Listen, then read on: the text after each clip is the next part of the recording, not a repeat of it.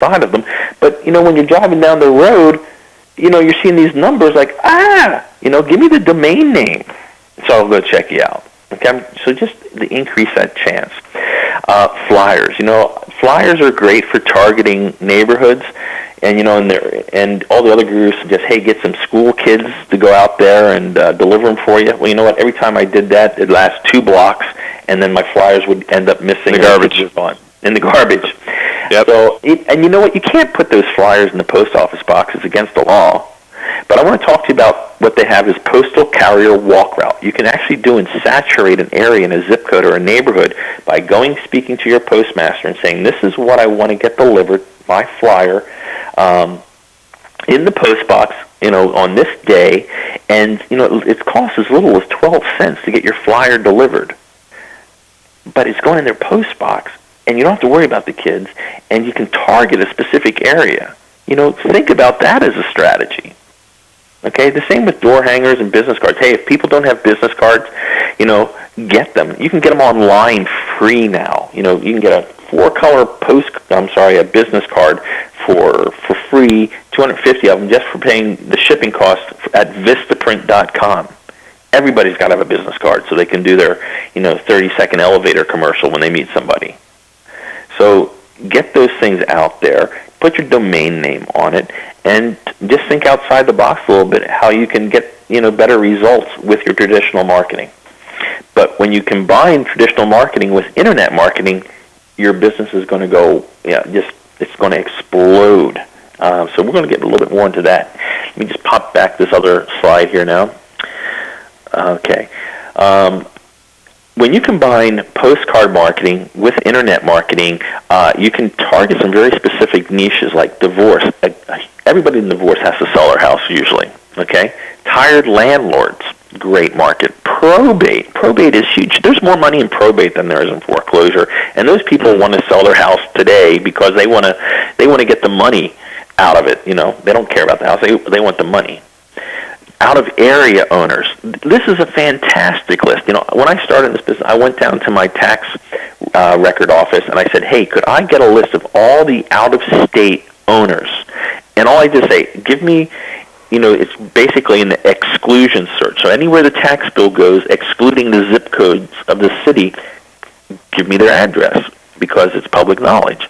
Now, in Charlotte, they had... it's a population of 534,000 people, but I got back a list of 17,000 out-of-state owners for only $40. Wow. Now, I couldn't afford to mail 17,000 people at that time, but I could mail 100 a week. And I'd start doing 1 and 2 deals a week because people were just handing me their houses. Let me give you a couple examples. Real deals. First one is an investor moved from Charlotte to California with his company. He had 11 houses. 10 were occupied, 1 was vacant. They had all been rehabbed in the last 3 years, so I had no maintenance on these things. And he just didn't want the hassle anymore of trying to manage them from that far. He deeded them all over to me in one big go. This whole deal was done through email, fax, and FedEx. At the very end of the deal, once it's completed, that's the only time I called him up to ask him for a testimonial. And I said, hey, just by the way, why'd you pick me? And he says, Duncan, I'm in California. I checked out your website. All the information was there, and it answered my questions, and your response was good. So now I had, in one day, 11 houses, over $1.1 million of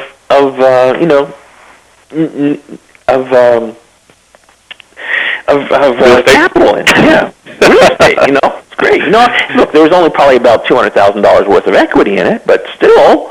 I had only, yeah, well, that's not too bad. You're looking at an 18%, margin. Let's just put it in perspective here, folks. Dell, which is Fortune 100 or Fortune 50 company, they have to operate at a net margin of 5%. And look at the multi-billion-dollar behemoth they are. So you got 18% margin in, was it 1 day or 1 week? Yeah, on 6 figures there, $200,000. That's amazing. Yeah, by the time the faxes and FedEx came through, we got the whole deal closed within 3 weeks. So, but I had cash flow. That was, hey, this is great. So that was a real deal. Another deal, I sent this out, and the lady emails me, And she says, look, here's my house. It's in a very nice area on the lake up in Lake Norman in Charlotte. And I looked at it like, oh, gosh, there's just no equity in this thing. She had moved out of state because she had to take care of her sick mother, and she had this house sitting empty for 6 months. And I looked at it, I'm like, gosh, it's not really, there's no deal here. It's not foreclosure. I can't short sell the thing. There's just no equity in it. The payments, normal rent rate, so it's not going to cash flow, really. I said, you know what? I emailed her back. I said, the best thing I could do to take off this hand is, if you paid me $8,000, I just pulled a figure out of my head, pay me $8,000, I figure that'll cover me for 6 months of payments, so, until I can get a tenant in the thing. I'll do the deal, subject to. She emails me back the next day. She says, well, I could do that, but on the other side of the coin here, so after I got that house, I knew from building my buyer's list in advance that, here's a guy whose grandmother just gave him $20,000 to move down to Charlotte to go to NASCAR Tech. And he wanted to put that money into a house so he could have some roommates and make some money, and he didn't have to worry about dorm fees. So what did I do? I sold him the house with $20,000 down. Owner financed it to him. Of course, I put $20,000 on the price tag so that when he closed it, he'd have to owe me another $20,000. And then I just made him pay what the payment was on the house. So there was a deal. I made $28,000 on in 1 month, $20,000 when it closes, and it's just a way to create more money in your pocket right then and there. And those are out-of-state owners. They're very, very motivated. And the last thing I did is I just give people a test to do is owners of more than 10 years, or actually 20 years, because I figure if owners have been in their home for more than 10 or 20 years, they've had some life-changing events. Their kids have grown up. The house has gone up in equity. It probably needs some repairs.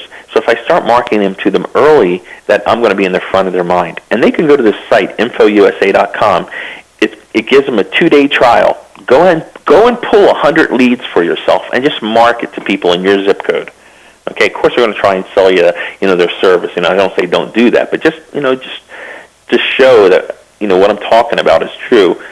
Go and pull 100 leads, mail them, and see the response you get. So I'm going to try and show you free stuff first before you even invest any money in all these marketing techniques. But it's because when you're targeting niches, you're going to get better returns. Mm-hmm. So let's just go on to the next slide here. Oh, and by the way, to mail these postcards out to people is, when I started, I used to sit on my dining room table because I was working from home, and I used to handwrite these things and lick stamps. That sucks. You can go to USPS.gov, mailing services. You can upload your list, pick the postcard with the little eagle on it that says urgent, and put money in for your stamp, and they will print it and mail it for you the next day. And I think it's like 18 cents a stamp because it's done online.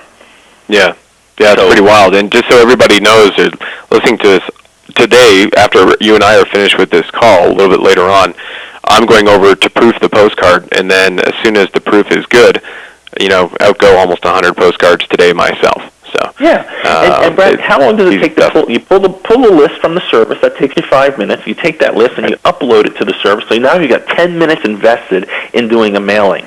Could people invest 10 minutes of their time each day to do one of these marketing tasks? Absolutely. And by the way, when before I started real estate, I was doing something a little bit different, and I did a 500 postcard campaign through upstate New York from my place in Canada, and that took nearly 2 weeks to pull together and then get everything going. And we were going back about 5 years ago, and USPS hadn't had this online yet. And that was a pain in the ass because you're self-addressing, or actually even took it off and printed it, but then you've got to get the margins correct at the FedEx, Kinko's, and all that kind of stuff. And it was a pain in the butt. So now, you take almost 2 weeks, disparate hours scattered all across the period of 2 weeks in 10 minutes. Love it. Absolutely love it. It is. We've cut our time. The post office has it, and they're the best ones to do mailing campaigns for us. Why buy expensive mailing list services and software when you can get it online for just the cost of a stamp? So, easy.